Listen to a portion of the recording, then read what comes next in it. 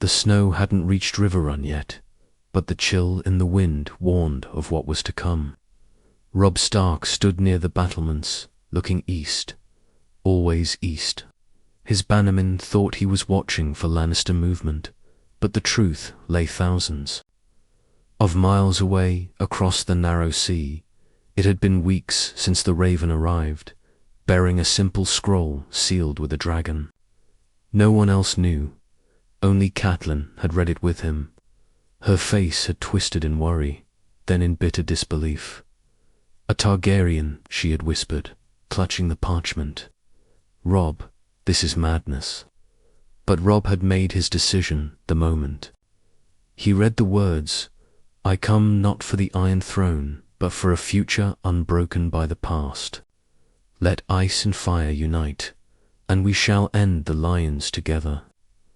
It had taken 3 months of secret ravens and smuggled emissaries. 3 months of planning a meeting no one was supposed to know about. Not Edmure, not Lord Carstark, not even Grey. Wind. And now, as the sun began to set, a small ship carrying Queen Daenerys Targaryen and her most trusted followers glided quietly up the river, cloaked by fog and silence. Robb had kept the North out of Daenerys' war because he didn't believe in another claimant with dragons and blood magic. But this wasn't the same girl Viserys once dragged through cities. This queen had taken cities of her own, freed slaves, commanded armies, and most of all she had something he no longer had, a future.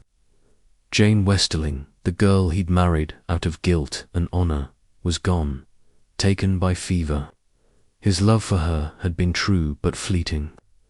The war had stolen too much from him for love to last long. He descended to the courtyard just as the guards opened the gate. The ship had docked, and 3 riders emerged. First came a tall knight in dark armor-seer, Jorah Mormont. Behind him rode a woman with silver hair that glowed in the torchlight, like polished moonlight. She wore no crown, no gold, just a pale blue cloak over black leathers. Beside her, a boy in brown and red robes, eyes like smouldering coals Missandei, whispered his name. Grey Worm. Robb stepped forward alone, his direwolf stalking silently behind him. "Your Grace," he said, lowering his head slightly, not out of submission, but recognition. Daenerys tilted her head. For a second, they simply looked at one another. Neither bowed, neither smiled. "You're younger than I expected," she said quietly. "And you're bolder than I was warned," Robb replied. The next hour passed in whispers behind stone walls. Robb had cleared the hall for them, leaving only Grey Wind pacing behind his chair and Seer Jorah looming behind hers. The fire roared as Daenerys unrolled a map and pointed with a dagger. "You have the North, the Riverlands, and most of the bannermen.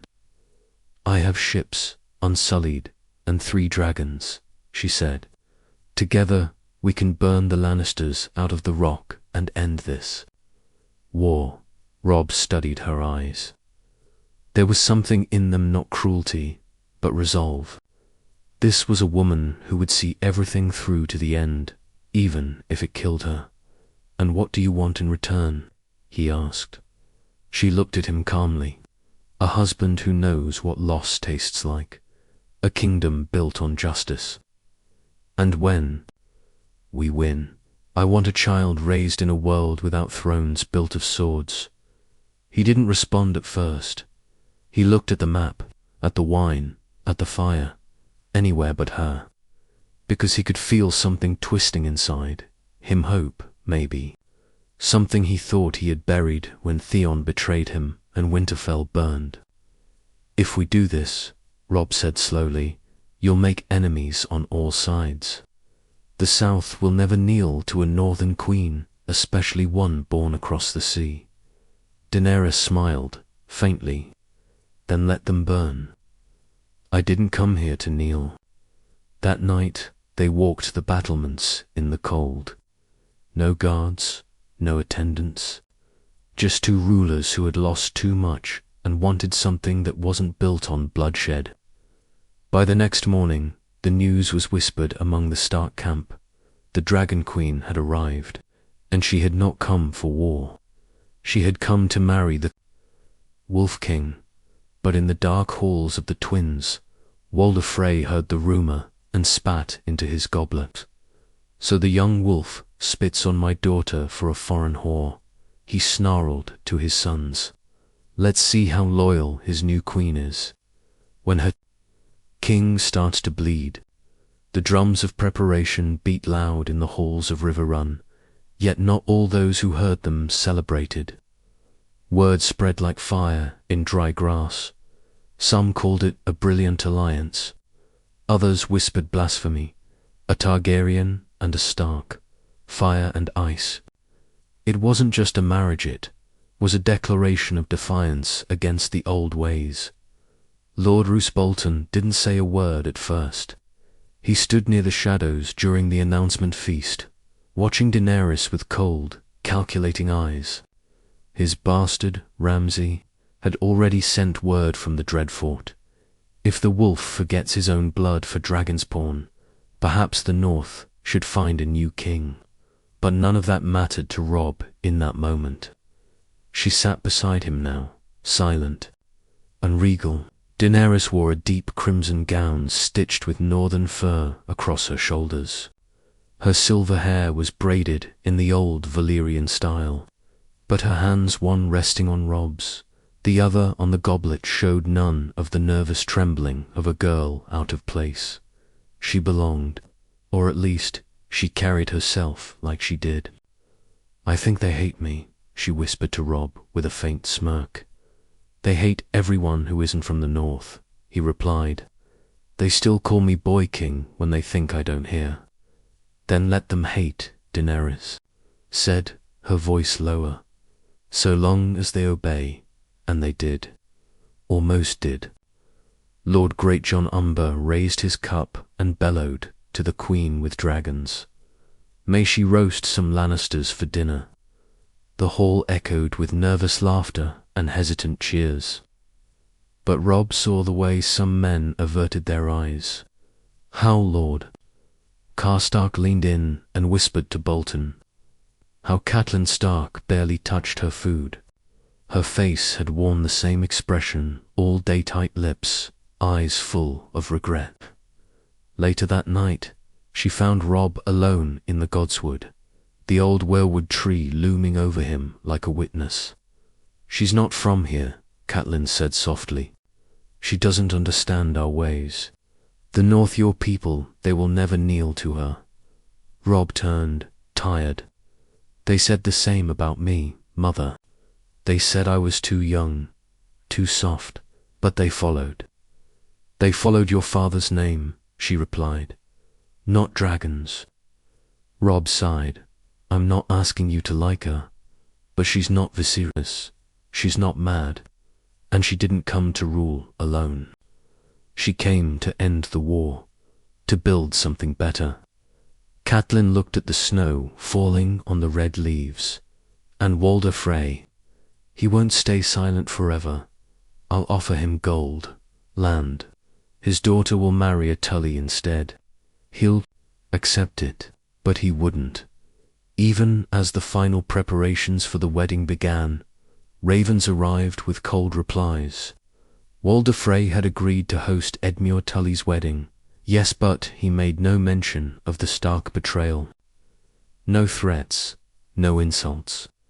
Just a quiet silence that stretched too long. It was a trap. Catelyn knew it. Even Lord Brynden Blackfish warned of it. But Robb, full of a hope he hadn't felt in years, pushed forward. Daenerys is not Jane, he told his men. This is more than marriage. This is peace. But peace had always been a lie in wet. 3 days later, Daenerys stood before the godswood altar, her hand in Robb's. The air was cold but still.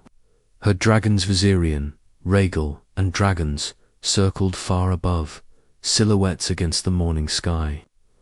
The ceremony was small, quiet, not the grand affair of royalty, just a union of two survivors under old gods that no longer spoke. "I am hers, and she is mine," Robb said. "I am his, and he is mine," Daenerys whispered.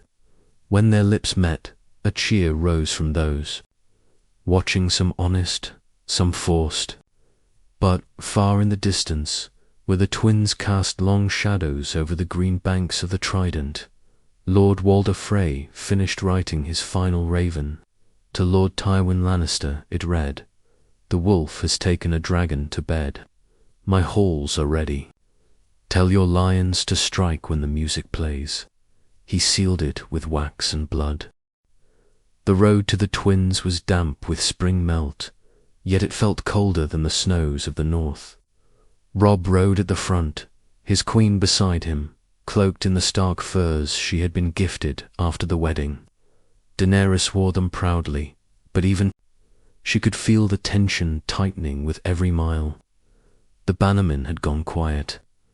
Lord Karstark's eyes never left Daenerys, as if he expected fire to burst from her mouth at any moment. Roose Bolton kept to himself, riding behind with quiet precision. He rarely spoke, and when he did, it was always with carefully chosen words. The phrase, "No, you've made amends." Daenerys asked Robb as they rode. "I sent Edmure as the offering," Robb said. "A Tully wedding to bind the houses, just as they wanted. Walder will want to show the realm he can still make kings kneel. He won't reject the chance to host a royal feast. Not with the Queen of Dragons present." She raised an eyebrow. "You're sure about that?" "No," Robb admitted, "but I have to be." The party arrived at the twins just as the sun dipped low behind the towers. The Freys lined up like sticks, dozens of them, thin-lipped and narrow-eyed, none smiling. Robb dismounted first, helping. Daenerys down, she scanned the bridge, her eyes sharp, calculating. Her dragons had not followed them this time. They remained hidden nearby, on the orders of Robb's strategists. No one wanted to provoke the Freys. Walder Frey stood at the gate with a grin stretched too far. "Ah, the young king and his queen." He drawled, "You've come after all. And you brought a crown and a foreign beauty. Quite the combination." Daenerys bowed her head slightly. "Lord Walder, I've heard tales of your hospitality." His smile widened. "I do what I can. Your Grace, come, come. We have music, wine, roast duck, and of course, plenty of rooms for the bedding." The feast began that night. Roaring fires lit the halls. Frey daughters and grandsons and cousins danced with Stark soldiers and riverlords. Edmure Tully sat beside his nervous bride, eyes darting between her face and the heavy shadows of the hall. Robb tried to enjoy it. He tried. He toasted the union. He drank. He smiled. But there was a weight in his chest that would not move. Catelyn sat stiffly. Across the room, her eyes sweeping everything, every smile, every nod, every servant who lingered too long. And Daenerys sat like a lion among sheep. She did not dance. She did not drink. She watched. When the music shifted, something changed. A single high-pitched flute. A slow rhythm, more funeral than feast. Robb stood to stretch, and that was when it happened. The doors slammed shut. The music stopped. The room went still. And then the crossbows appeared, dozens of them from the balconies above. Bolts began to rain. The first to fall was Great John Umber, a shaft piercing his throat as he reached for his sword. Screams followed, chaos breaking like a wave. Catelyn shrieked, lunging toward Robb. Daenerys was already moving, pulling a dagger from beneath her gown, spinning behind Robb as 2 Frey men charged. One fell with her blade in his neck. The other she kicked into the fire. "Get down," she roared, dragging Robb beneath the table. Bolts thudded into wood. Soldiers screamed. Wine spilled like blood. Roose Bolton didn't move at all. He stood calmly, brushing a speck from his sleeve. "You knew," Robb growled, eyes burning. "I did," Roose said coldly. "And still you came. For love, for peace."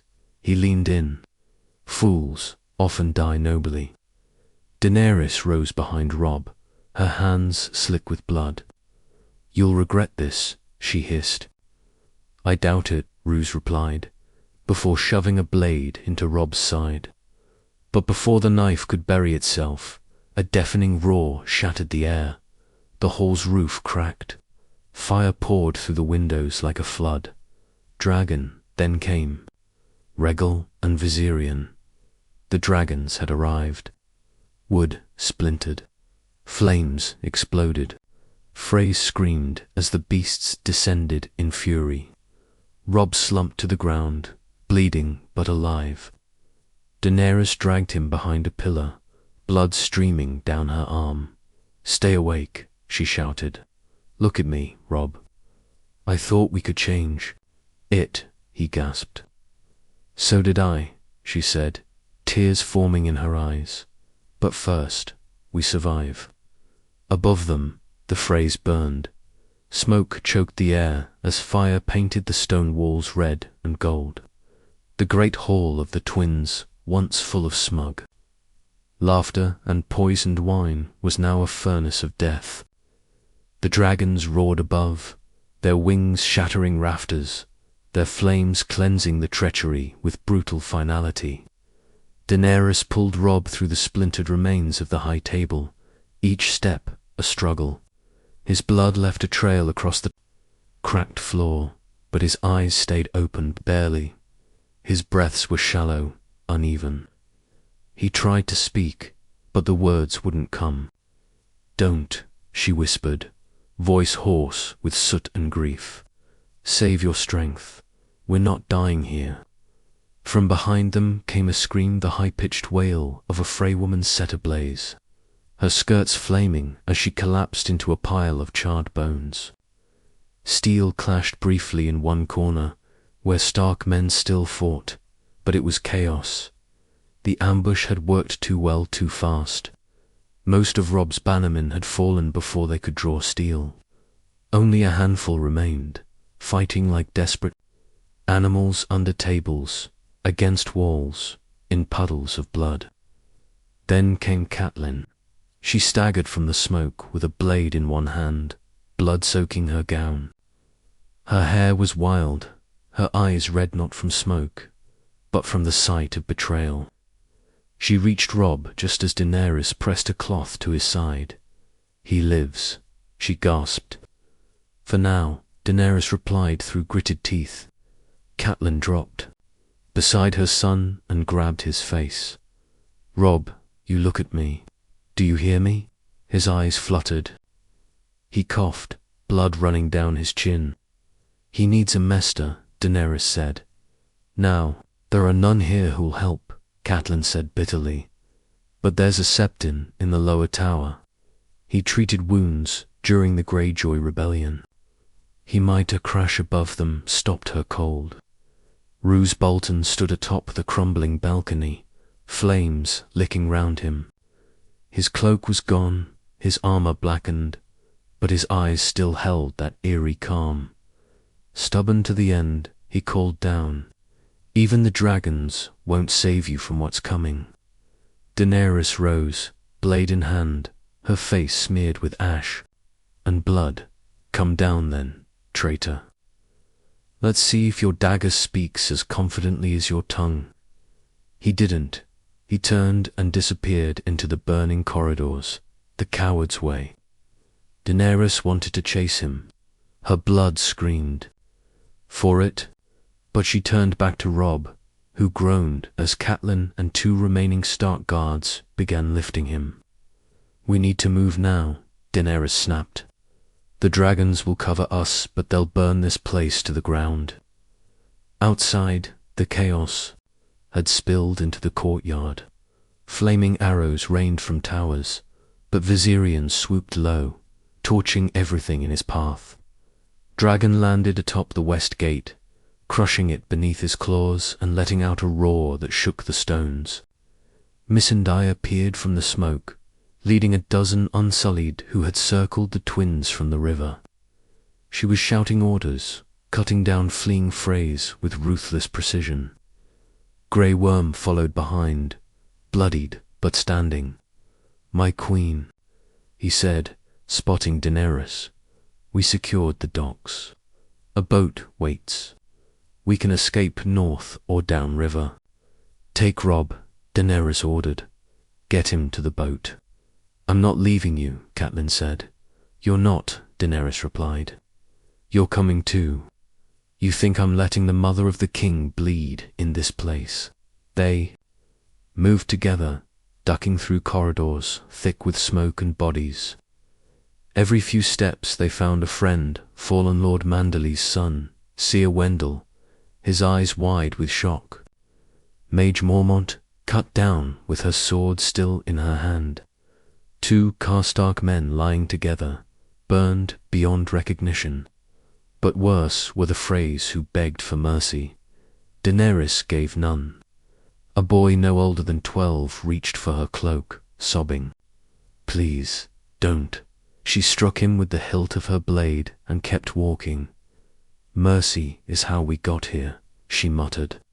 Finally, the lower gate came into view.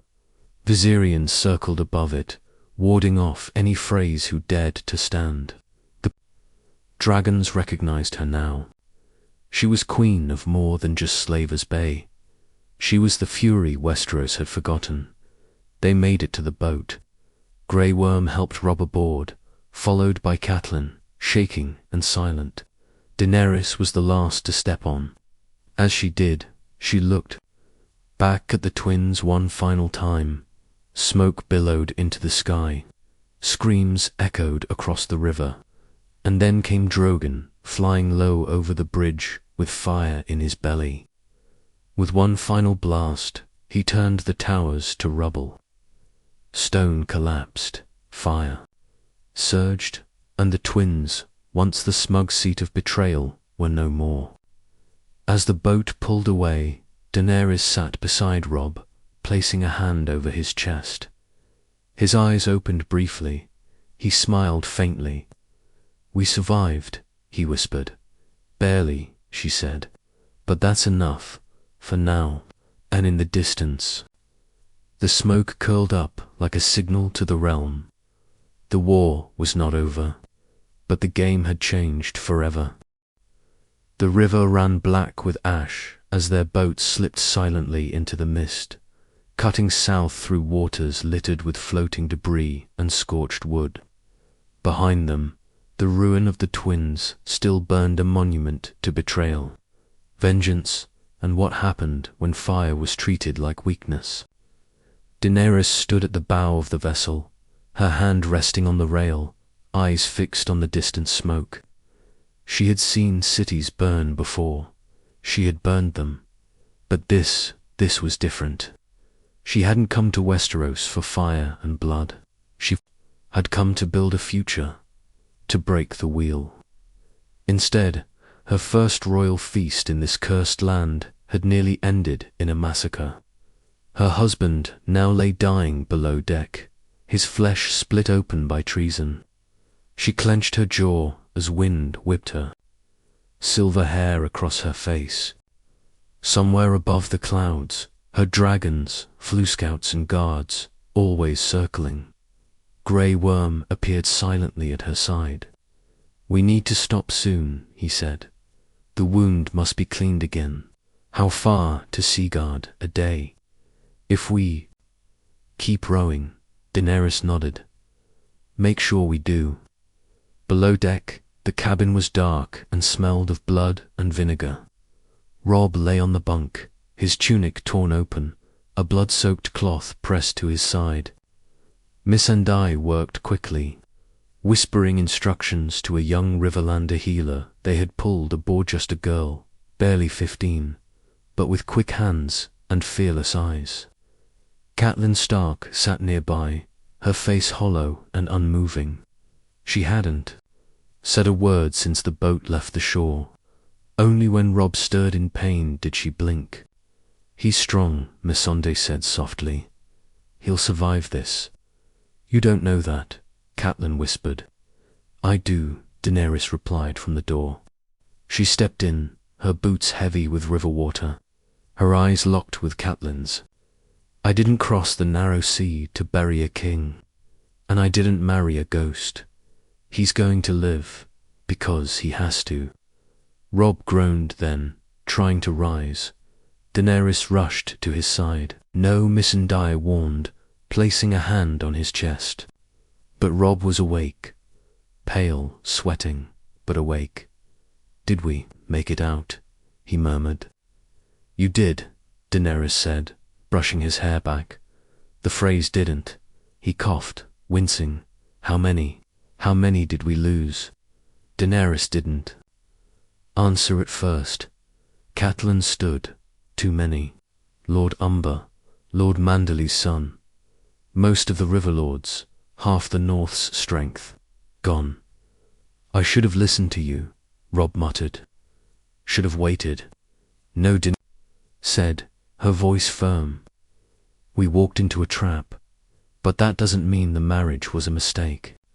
You brought two houses together that haven't stood side by side in centuries. You showed this kingdom something they weren't ready for, a new future. That's why they tried to kill you." "I nearly got you burned alive," he whispered. Daenerys leaned closer. "I'd been nearly burned a dozen times, Robb Stark, and every time I came back stronger." Outside, the air grew colder, the fog thickened, the boat groaned as it hit a bend in the river. Soldiers gripped their swords tighter. No one trusted the silence anymore. Not after the twins. That night, they docked beneath the ruins of a forgotten hold fast. The stone walls were cracked, overtaken by moss. Crows cawed above. The healer and Missandei set to work again, cleaning Robb's wound, redressing it. Grey Worm doubled the watch. Daenerys refused to sleep. She sat near the fire, her cloak wrapped around her, eyes staring into the flames. She could still smell the smoke of the Red Wedding, could still hear the music. That cursed song, Your Grace. It was Roose Bolton's squire captured during the chaos, now bound and watched by two unsullied. Daenerys stood. "Speak." "He left for Harrenhal," the boy said quickly. "Lord Bolton, after the feast. After he stabbed your husband, he fled north for a few miles, then turned east. I heard him," he said. "Let Harrenhal see the North's true colors. He's rallying men there." Harrenhal. Daenerys frowned. "Why not the "Because Harrenhal is closer to King's Landing," Catelyn said, stepping out from the shadows. "Roose always wanted more than the North. If he has Tywin's blessing, he might be aiming higher than any of us thought." Daenerys nodded. Slowly, then she turned to Grey Worm. "Send ravens. One to White Harbor, one to Bear Island, one to the Eyrie. Let them know the truth about the Red Wedding, and tell them the dragons have declared war." Grey Worm bowed. "And the message to King's Landing?" Daenerys didn't hesitate. "Tell the Lannisters their debt has just doubled." Morning broke with a dull grey sky hanging over the river camp. Crows cackled from the trees above, and a low fog clung to the banks like ghosts whispering warnings. The ruins where they'd made camp were cold, damp, and barely defensible, but it was the only shelter between them and sea. And they needed time. Time for Robb to heal. Time to decide what kind of war they were about to fight. Daenerys stood at the edge of the ruined wall, eyes scanning the horizon. Her dragons were gone for now, scouting, hunting, but she could still feel them in her chest, like a second heartbeat. Grey Worm approached from behind, silent as ever. "Ravens are sent," he said, "but word will travel faster from the mouths of traitors. The realm will hear of the Red Wedding within days." "Let them," Daenerys replied. "Let them choke on it." She turned to face him. "And the survivors?" Grey Worm shook his head. "Not many. The Unsullied held the docks. Some Riverlanders fled with us. But no Karstarks, no Boltons, and most of the northern bannermen lie in the ashes." Daenerys exhaled sharply. Roose Bolton didn't just try to kill a king, he tried to kill the future. This wasn't just treason, it was an execution.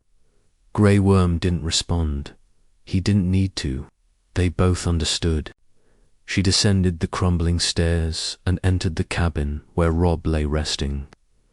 He was awake this time, propped against a barrel, his chest bound tightly beneath layers of cloth.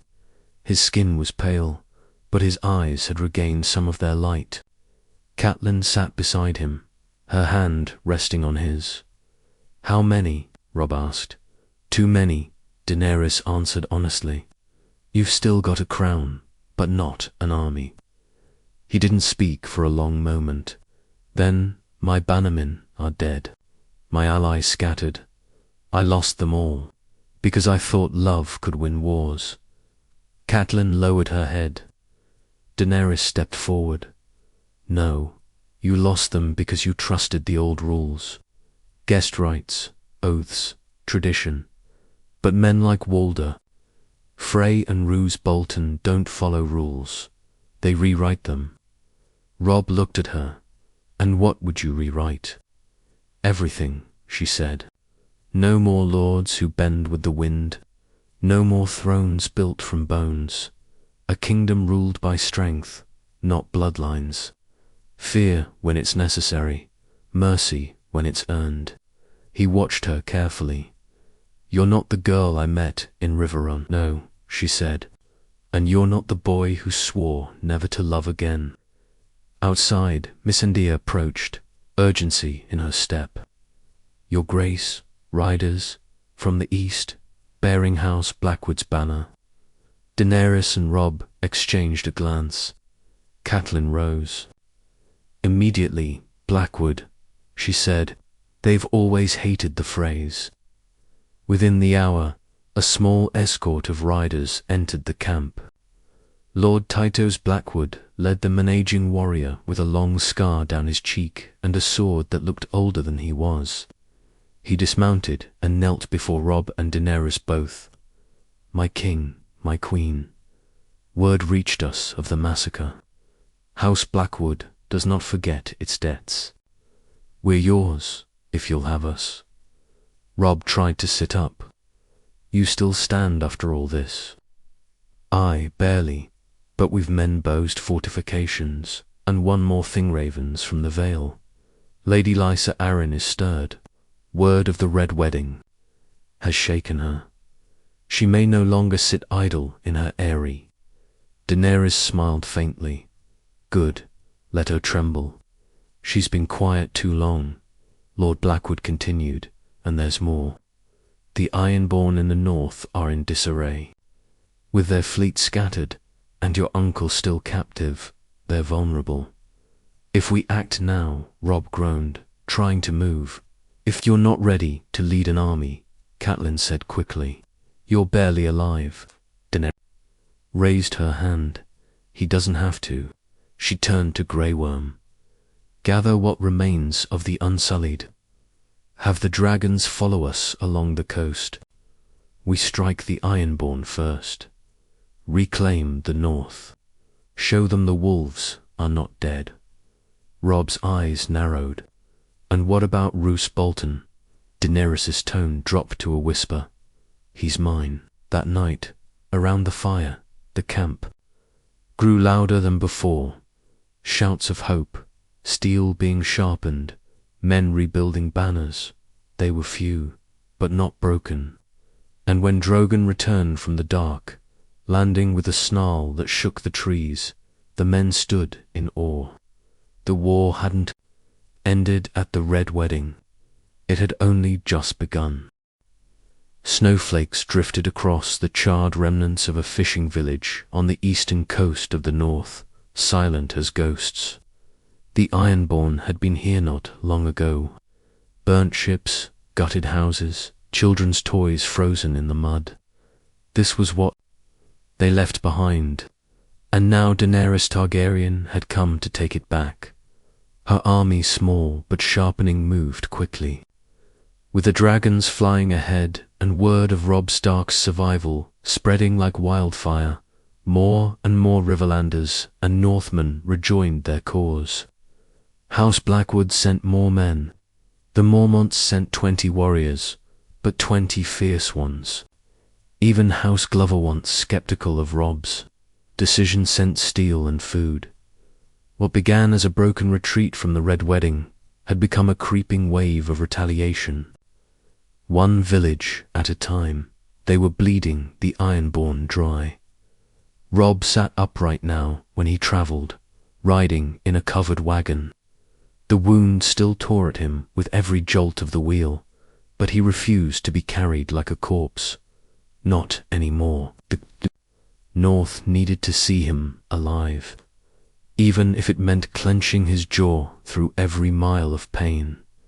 Daenerys rode beside the wagon, Drogon circling overhead, always watching. 5 more miles to Deepwood, Motte, Grey Worm said, riding up. Reports say the Ironborn haven't reinforced it in weeks. We attack tonight.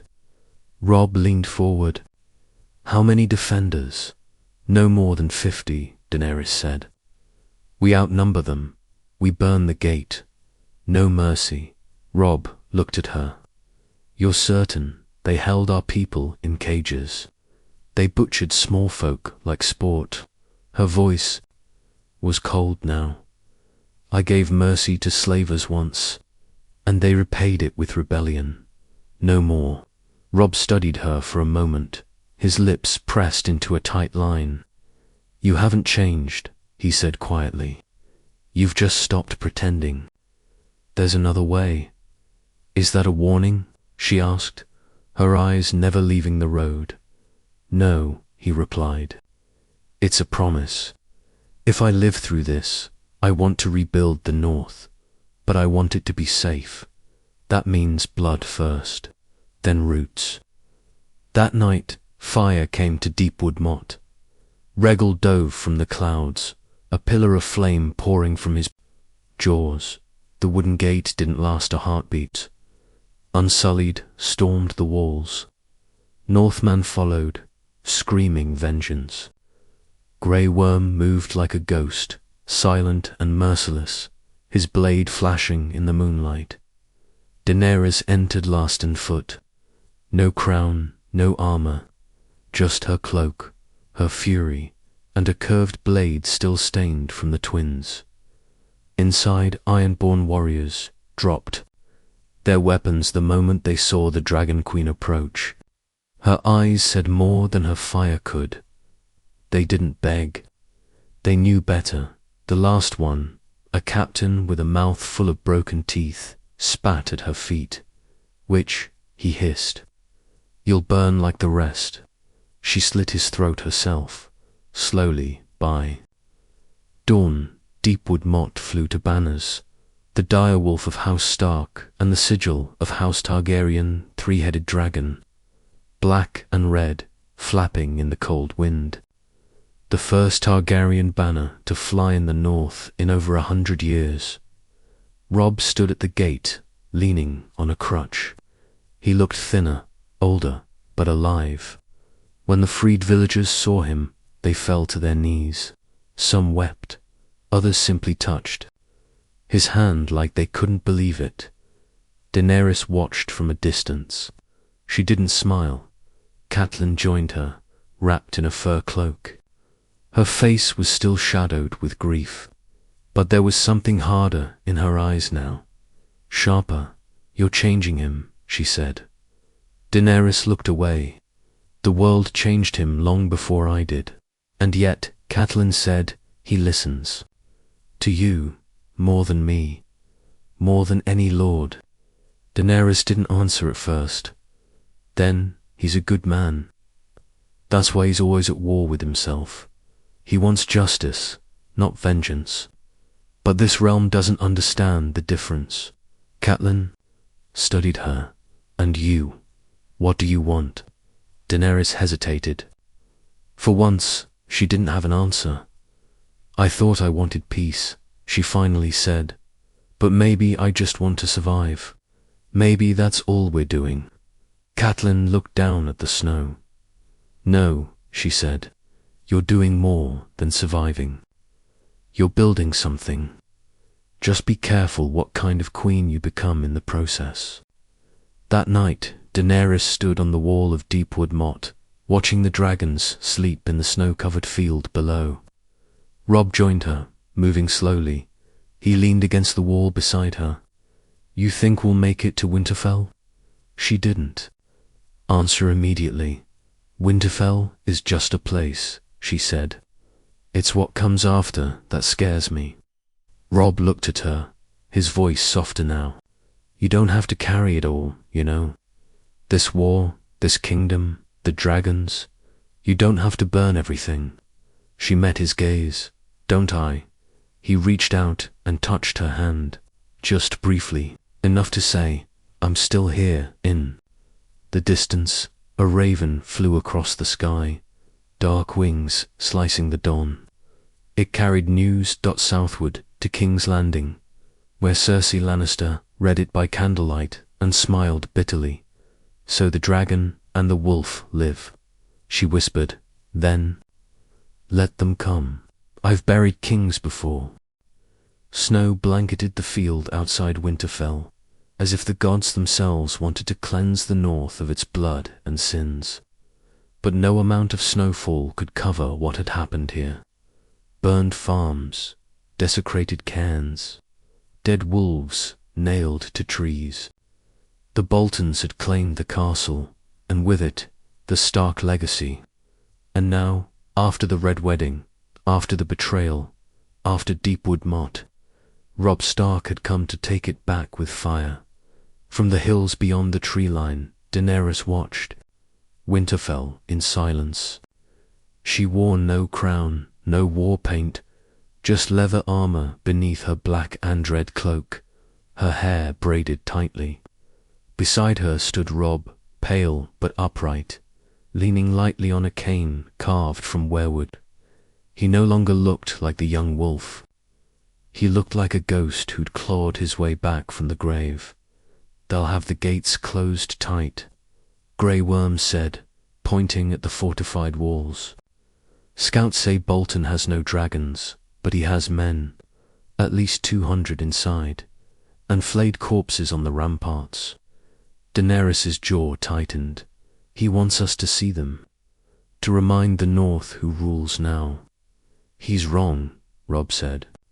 Hoarsely, the North remembers. They'd spent weeks reclaiming lost ground, village by village, house by house. The lords who'd once whispered doubts about the Dragon Queen now whispered prayers under her banner. The sight of her dragons alone had changed hearts. But it wasn't the fire that won them, it was Robb, still breathing, still fighting. The wolf had returned. With the storm beside him, inside Winterfell, Ramsay Bolton paced the hall like a man licking blood from a knife. He'd received word of the approaching army. He'd heard the rumors Robb Stark still lived, and the Targaryen girl had brought monsters with her. But Ramsay didn't fear fire. He welcomed it.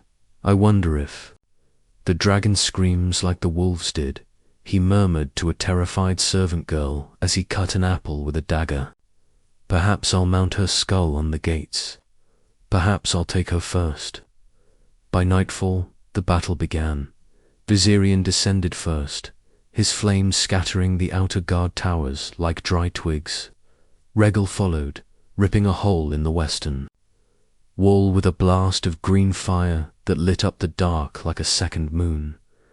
The Unsullied poured through first, silent and merciless, their spears cutting through chaos like wind through snow. Northmen followed House Mormont, House Glover, even survivors from House Cherwin and Hornwood howling, swinging axes, tearing through the usurpers like wolves reborn. Daenerys did not lead from behind. She was first through the broken gates, mounted on a pale horse, a sword in her hand, and dragon flying above like a black shadow of vengeance. "Show them what betrayal brings," she shouted, and her dragons obeyed.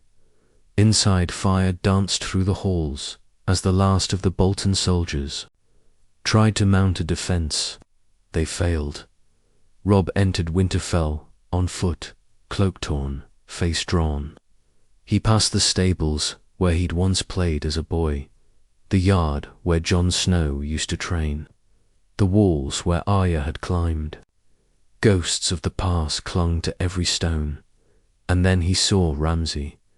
The bastard of Bolton stood in the great hall, flanked by guards, his face smeared with ash, eyes burning with the madness of a man who believed the world owed him everything.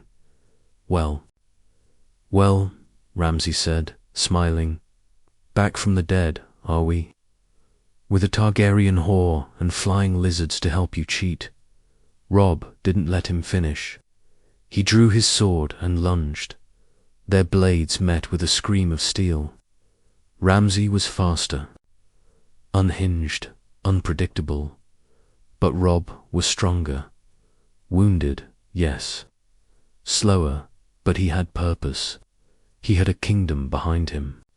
He had loss and fury and everything worth fighting for in his blood. They fought like animals through overturned tables, over burning rugs, until finally Robb knocked the dagger from Ramsay's hand and drove his sword through his chest. Ramsay choked once, eyes wide in disbelief. "I was the North." "No," Robb said, twisting the blade. "You were its shame." When Ramsay fell, the hall grew quiet. Daenerys stepped forward. The war was over. Winterfell was theirs again. Later that night, the North gathered in the great courtyard. The snow still fell, soft and relentless. Robb stood beneath the stark banner, swaying slightly, but standing tall. Daenerys stood beside him, silent and proud. Catelyn wept quietly in the shadows. She had her son, she had her home, but nothing would ever be the same. Robb raised his voice. "The North is free again, but it is not alone. We have paid the price, for trust, for peace, for honor, and we will never forget it. But tonight, we look to the future." He turned to Daenerys. "My queen," he said, "fought beside us, bled beside us. She brought dragons, yes, but more than that. She brought hope when I had none." Daenerys stepped forward. Her voice carried like fire in the frost.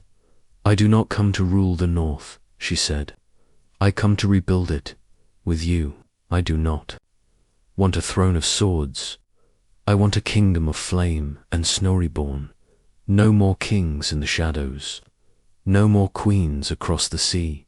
From this day forward, let this be the heart of the realm." And so it was. Winterfell stood again, not under one banner but two, the wolf and the dragon, side by side, together